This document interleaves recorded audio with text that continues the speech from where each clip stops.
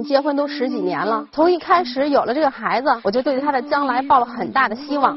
结婚那么多年，我没过过一天的好日子。孩子上小学，我就想给他找个最好的学校，宁可自己砸锅卖铁，我要给他换个学区房。孩子长大了，他应该出国留学，以后有个更好的前途。为了完成他的计划，天天让我勒紧了裤腰带，让我省钱。我觉得这种生活太压抑了。我跟孩子过得特别累。他爸总是不理解我，我一点都没有做错，让孩子有一个更好的前途，有什么不对吗？所以经常我们就吵架，一气之下我就跟他离婚了。说实话，现在我跟孩子过得特别好，无拘无束的。现在呢，他又要复婚，对以前的生活我真的怕了。如果不改变他以前的毛病，我觉得复婚也有必要。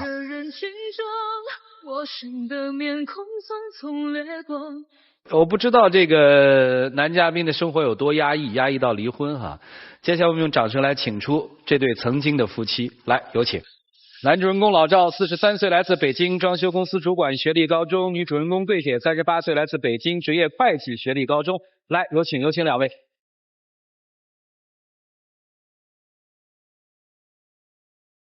复婚是谁提出来的？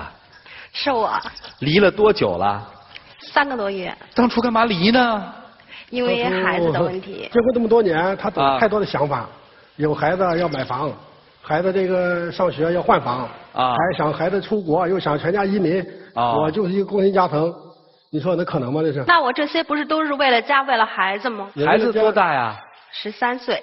男孩女孩？男孩。孩子上这个小学的时候呀，他给我这个提出了换房，换学区房。他说你真没脑子。现在谁家孩子不上重点小学呀？他就这么说嘛，说我想的也有道理，是吧？然后当天下午我请假了，拽着我去了好几家重点小学去看。我一看人家那个重点小学的设施啊，跟那个环境啊，也确实换房这不是一个简单的事情啊，手里没那么多钱，首付都不够。剩下的钱我想办法了，是啊，我没让你操心啊。他想办法，我也不知道怎么回事，过了几天自己把钱背回来了，到我们家亲戚呢自己去借的。我一看还差的挺爷们儿，这家伙比我强多了。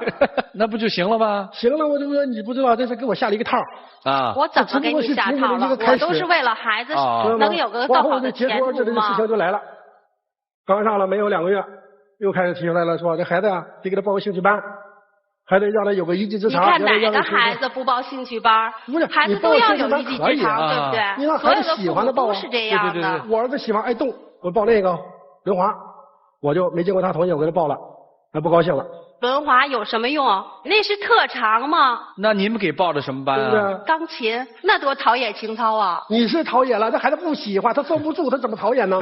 多练练那不就行了吗？从小孩子就不能咱们输在起跑线上，别人的孩子都能跑了，咱们的孩子到时候还刚学会爬，您觉得呢？是不是？最可惜的当年春节，他表姐家一个孩子在澳大利亚留学回来了啊。带了点这个澳洲的特产，当时呢都在一起眉飞色舞的说的，他受不了了，那不行，那我必须得让我儿子出国，将来就得跟他似的。那不是孩子还小吗？那不是10几年、10年以后的事吗？他那意思从现在就得开始啊！从现在开始就得勒紧裤腰带，咱们就为了省钱，为了让孩子出国有更好的前途。为了省钱啊，为了就是说要勒紧裤腰带，每天一大早他起来跑到早市呢，跟那帮大爷大妈们抢着便宜菜。我们家吃的水果呀、菜都是人家好几天卖不了的。这个孩子的不是没变吗？是一样。平常呢，他就煮点面条。那你们3个月前离婚是为什么？就为这些事儿是吗？为了这事儿。谁提的呀？我。您就同意了？只是一气之下嘛。他当时让我天天的发誓，宣誓。宣什么誓啊？这个为我志愿把儿子跟我媳妇跟我老婆一块努力这个要不乱花1分钱。说这个你即使宣誓了，那你做到了吗？你也没有做到。不能这个迟到早退不能有小金库。那你还是存了，你还是私自留下钱了。留了多少钱啊？200块钱。咱不是说这钱的事儿，您知道吗？而是说什么呢？就说这事儿。身上揣200块钱，他不过分吧？不是，您不知道。我呢，平常的这个有这个就是全勤奖嘛，每月700块钱这月涨了200块钱，我给他700，平常他知道啊，都交给他说他儿子要吃肯德基、麦当劳的呀，他说不行啊，那垃圾食品不能吃，人都说不让吃了，你什么叫不能吃？你不就是那钱吗？我差200块钱，我带儿子吃那个麦当劳去了。结果我给孩子说了，你回家可别说你说你妈不干。儿子叛变了？没有，他回家都不吃饭呀，他吃饱了。他妈问你怎么不吃饭呀？我不饿。你为什么不饿呀？ 3炸2炸炸出来了啊！这给我闹吗？因为这200块钱。不是说这200块钱的事儿，而是说我辛辛苦苦，然后做完饭了，你们倒好，出去潇洒去了，想吃什么吃什么。我上了1天班，加了1天班，我做饭白做。接着说，到底为什么事儿离的婚？为了孩子出国，办了一个海外学习基金。我们家呢要从这个平常的这个生活费里面要节省一部分钱存在这里面，烟也不让我抽了。我呢平常也没有什么爱好，我就喜欢跟朋友钓钓鱼，你知道吗？啊，还好了，2天以后我找不着鱼竿了。鱼竿呢？扔了。说什么你弄这个事玩物丧志。人家单位同事聚个会，你 AA 制你没法去啊。你怎么去啊？你没钱，人都掏钱了，你不掏钱白吃，丢人不丢人啊？是。我给你钱了。啊，对，1月50块钱。1个月50啊？哎，对，50。其他的费用都是我来交的，我有一个朋友，一发小找我来了。你要那么多有什么用啊？平常单位里面，人聚会什么都不叫我，叫我干嘛呀？知道你家里的事儿是吧？人不叫我。一个发小来了，说要请我喝酒吃饭去了。这哥们儿啊，喝多了，趴桌子上了，结账啊！我怕他没钱呢。然后我想，对，我有个信用卡，我一刷去吧哈，刷完了回头，你最起码这会儿不得丢人呢啊！我一刷，他给我停了。我觉得这个信用卡就比较害人，为什么呢？你这还没挣钱呢，你就先把这钱给花出去了，花完了咱们还得还。后来我没办法，我那个问他，我说那就做点钱了吧，我就结账。告诉你，咱家这个礼拜的生活费就183.6了，就能够你到发工资的了。我没办法，我先打电话，我那个晕倒的哥们的爱人来结的账。我现在都没脸见人家。你把人喝倒了不送回家，还让人来结账？啊，让爱人来结的账。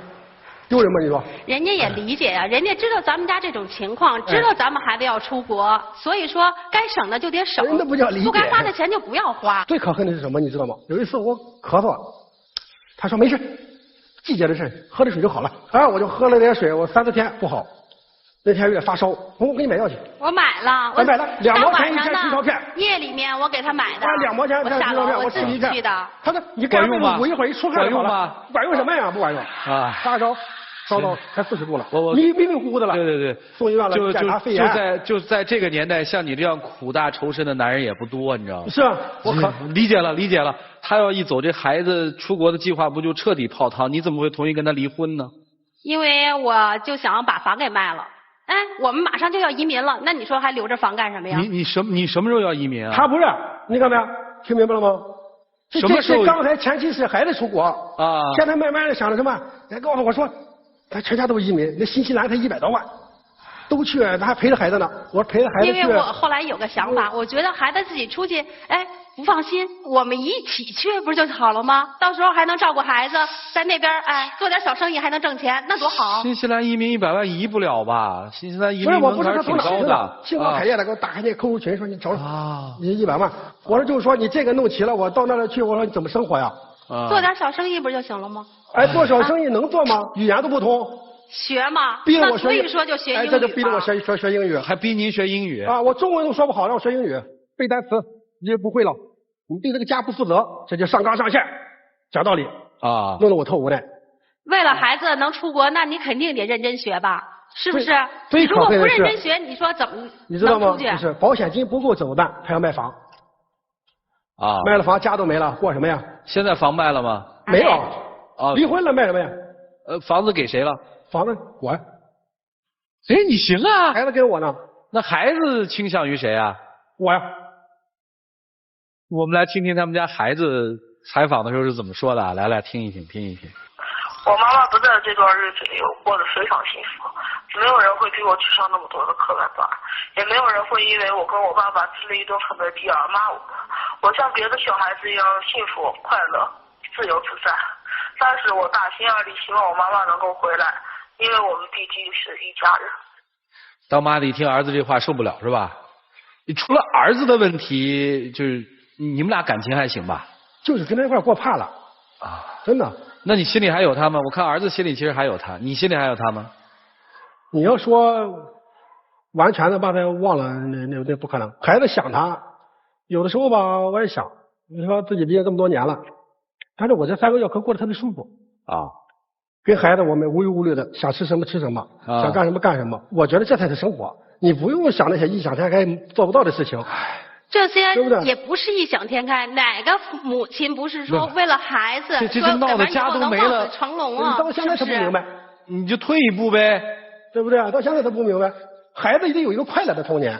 我觉得我也是为了这个家，为了这个孩子，赶明长大以后能够有出息。我没为我自己多想一点啊。他现在都不快乐，他长大出息得了吗？你不想想？他怎么会压抑呀？他能不压抑吗？刚才电话里我听到老师说是压抑吗？挺辛苦的是吧？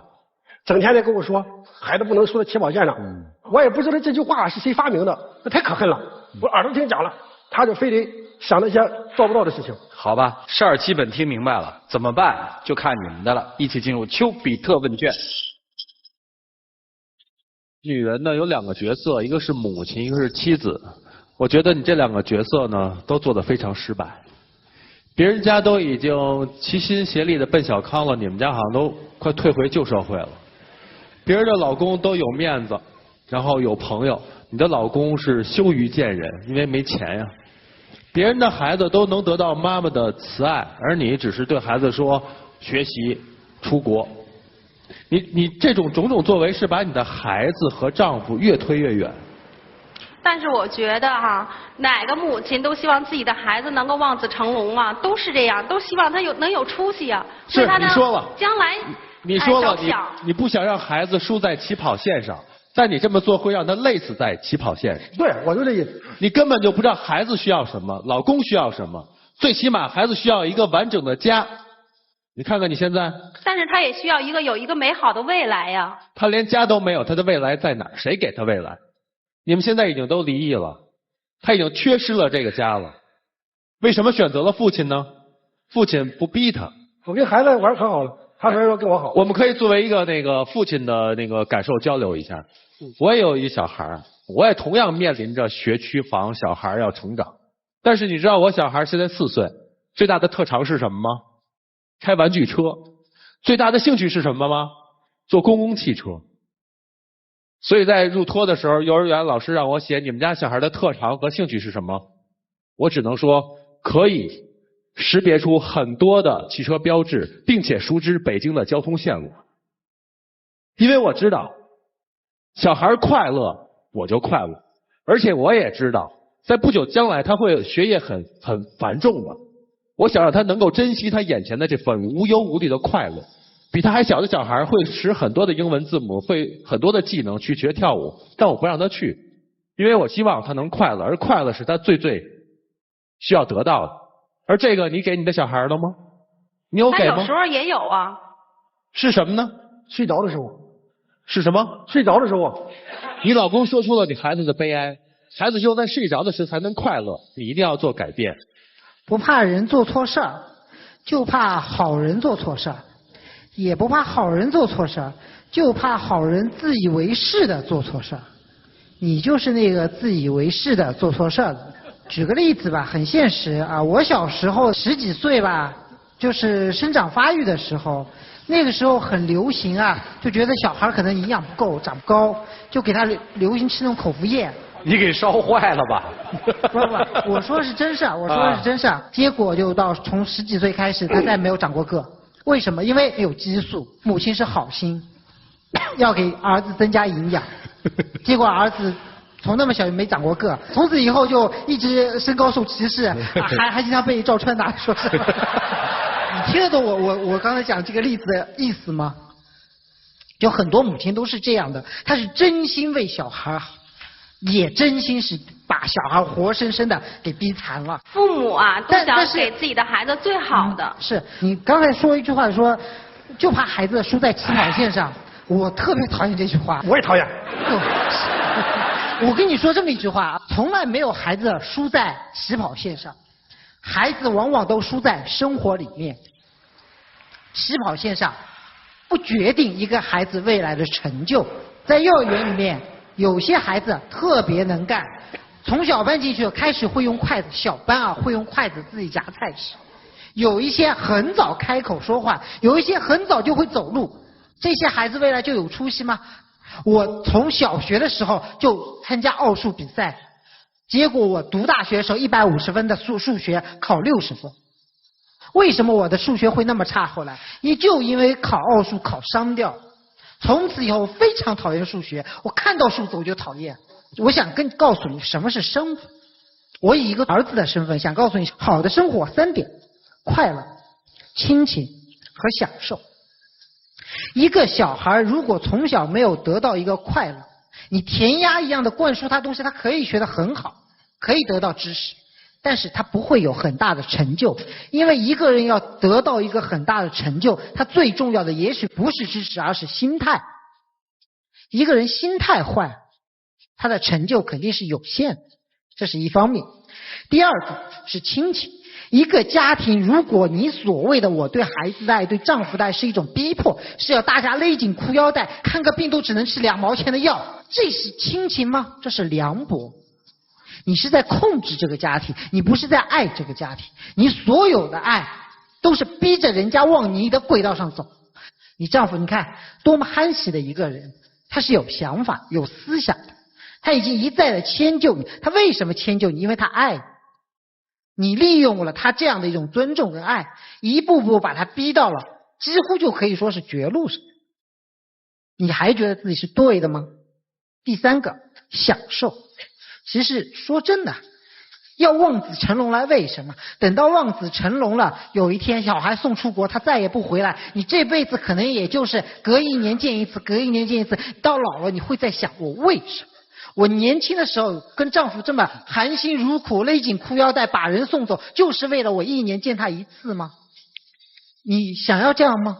如果你们的生活里面连一点享受都没有，你到50岁到60岁的时候，你这一辈子在过什么？你儿子一直在被你逼着去出国之前，他可能30岁之前他都没有享受过人生，你觉得他的心理是健康的吗？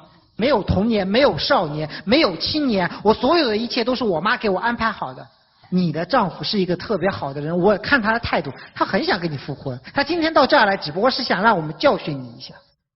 所以说，趁着大家对你还有亲情的时候，低个头，服个软，安安静静的融入父子之间，去享受一下生活，把自己的心放开，把自己所有的执着放开，去看看儿子，带他去吃一次肯德基，又怎么了？女方长得很像我妈妈年轻的时候，问女方几个问题：你儿子成才的标准是什么？出国回来以后能够找到好一点的工作，收入比较高一些。我说他要是没成功，这很有可能吧？那你的孙子要不要再继续延续这个标准？那他说了不算了。然后我再问你一个问题：你的人生意义在于什么？我觉得就是孩子吧。如果人生的意义在于为了把自己的儿子抚养成才，然后再把自己弄死，人生没有意义。如果人生是一场短跑，起跑很重要，但很可惜，人生是一个没有长短的马拉松。你有能力跑多远，你就跑多远。在这个过程当中，你的生存技能是行走或者是跑步，而你的生活是看沿途的风景。所以有些人选择了走走跑跑，跑跑再爬一爬，而有些人选择了急色匆匆的跑到终点，结果半途就挂了。你的儿子如果在你的簇拥之下急速的往前跑，却失去了童年的快乐，失去了沿途的风景，请问你拿什么来还给他？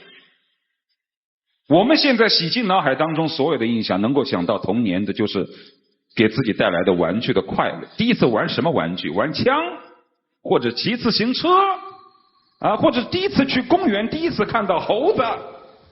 如果我的童年没有这些，对于我来说是一个缺，而作为一个人来说，这个缺你终生无法弥补。前段时间我看到一个论坛，有一个爸爸生了2女儿，双胞胎，他带着自己的2个女儿去周游全国各个城市，他一路要到各个风景区去，只要经过了某个城市的大学，他都要到大学里面去，经过了一些贫困的山区，他要去拿小礼物去慰问那些孩子们。这2个孩子非常的快乐。当两个孩子旅游完了之后回到学校，他们的眼界开阔，他们在思考问题、亲情乃至于礼貌和人文各个方面都比那些看似拿奥林匹克冠军的孩子要强得多，因为他们的眼神当中闪烁着不光是智慧的色彩，而且有更多的宽缓和亮点。所以说人生最重要的是在于幸福和快乐。生存只是技能，生活才是目的。你说你一天到晚苦哈哈，逼着自己的丈夫两个人恨不得天天吃菜叶子来供养一个孩子，等到孩子真正的如果要是成了才，当他知道自己的成果是因为你们通过这样的节衣缩食的方式，让自己的父亲在别人面前羞于见人，让自己的母亲长年累月一件新衣服都不肯买，你知道他内心会有多大的伤痛，他会非常的蔑视自己所获得的任何成功，因为这是自己的父母的血和泪换来的，他会愿意要吗？我刚才说，我说你长得很像我的妈妈年轻的时候。我的母亲早早的走了，06年走了。她是一个瘫痪的人，从生我开始下来就得了严重的类风湿性关节炎，也就是说，从我会走路的那天起，她就不会走路。所以我一直以来的梦想，我就是希望能够让她有一些自豪感，让她过得好一点。可偏偏我妈这个女人特别的节省，她在瘫痪的那一年开始，已经没有一级工资加了。她到走的时候，每一级工资才198块钱。拿了30多年，但他给我留下了11万元的存款。我拿那个存款买房子的时候，我的心是在滴血的。所以我跟所有的母亲说，年华易老，趁这个时候好好的应该享受。孩子是要顾，但自己的日子也得过。千万别等孩子成了才了，自己垮了，孩子也报恩无门，你呢也含恨而终，那样的生活实在是太悲惨了，好吗？就这样。其实大姐，你挺善良的，妈妈的心我是可以理解的，可能劲儿使错了地儿了。我给你讲一个故事啊，这篇文章写得特别好，叫我家有个中等生，这个夫妻俩很优秀，生了个女儿，说在考试的时候永远中等偏下，中等偏下，同学们会弹钢琴的，会跳芭蕾的，都特别优秀。他女儿啥都不会。一帮孩子在聚会的时候，他女儿永远在扫地、打扫卫生。哎呀，这夫妻俩特别发愁，就觉得我们家闺女就老这样，没出息。突然有天，老师让这夫妻俩去学校打电话说你来一下，他俩很紧张，以为出什么问题了。你猜发生了什么？老师让学生投票，你心目中愿意跟谁做朋友？全班你最喜欢谁？他们班50个孩子全投的这个女儿。你不觉得多么可爱的一个孩子？我们人生那么短，你把自己整得累的。而且你看这个大哥，我觉得他特幽默，那么好一个人，你给他50块钱一月，他也跟你过着。你说这挺难的，对吧？所以就说开心点，要做力所能及的事儿，这个非常重要，否则您太累了。实话实说，妈妈们平常听到这样的声音太少了。我员工里面有好多就是适龄的这个母亲，看这群妈妈的时候觉得非常非常的焦虑。这群妈妈从挑学籍开始，一步一步的计划，从各种这个蹲点班开始，一步一步的盘算，呕心沥血，真的不容易。但是妈妈们恰恰忽视了几个问题，不要让孩子输在起跑线上，这是一个教育商业机构提出的口号，并不是教育专家提出的口号。它其实有很多商业利益的驱动。今天老师们这些话，我听他们说的时候，我觉得说的特别好。我们不讲孩子怎么成长，我们只讲个体的生命意义和人生价值。该读什么样的学校，读什么样的学校，让他快乐的跟班去学习。千万别做那些超越孩子内心的事儿。没有人可以规划另一个人生。当你规划儿子的时候，规划老公的时候，你把自己丢了，所以你把家也丢了。希望你能想清楚。好了，接下来就进入他们自己的时间，一起进入黄金60秒。我觉得吧，我为这个家呢也付出了这么多，为孩子呢也付出了这么多，我的心意是好的。希望孩子呢长大能够有出息，可能我就是把他们逼得太紧了。我可能也应该试着改变自己，希望我们也能够回到原点。你能改变吗？我觉得吧，一个家庭健健康康的、平平安安的就够了。他不要想那些就是做不到的事情，你回到现实，好吧？但是我觉得在孩子的教育方面肯定是不能放松啊，也。好，来，请亮灯。妈妈还是有一个现实的担忧，已经听明白了。爸爸可能也不是说要放松对孩子的教育，是吧？对。而是说怎么更科学的让孩子去学习。老公的说法你认同吗？还可以吧。好，两位请回吧。来，请关门。现场的观众都很年轻，觉得这两口子应不应该在一起？来，各位请选择。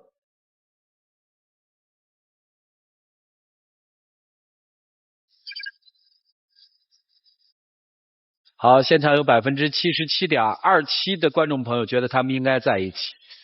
其实在情感生活当中真的有几个坎儿，碰大坎儿的时候需要冷静。接下来我们一起来数5个数，看看这对夫妻自己的选择吧。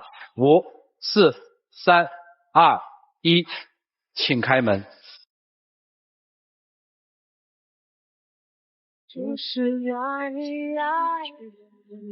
孩子也希望妈妈给我抱一下回来吧，但是别像以前那样了，好吗？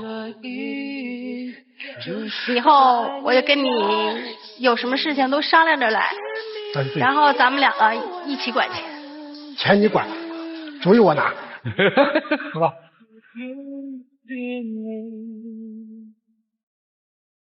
我看你们俩其实过得挺幸福的，是不是就觉得我们那戒指特好，来拿那戒指来了？有戒指吗？来，有请我们的小花童，来，有请。来，感谢杰利亚为本节目嘉宾订婚提供的一个套装礼盒，这个就代表你最爱的人，你想跟他有一个表白，爱要有你才完。让我们一起来见证这个浪漫的时刻。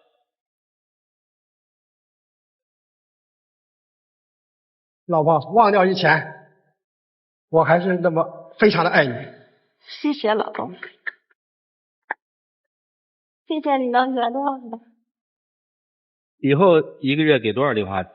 多给一点。多给点，这意思不给了。信用卡给人开吗？这个就算了。你还攒钱干嘛？其实我特别想提醒妈妈想一件事情：如果你们为爱一个人而丢掉了你们自己的爱，如果没有爱，这个人从何而来？你们把最根本的东西都拿走的话，你们还真的爱他吗？你们的幸福对孩子来说才是最大的幸福，并不是他的成功。祝两位幸福，祝全家幸福，请回。谢谢。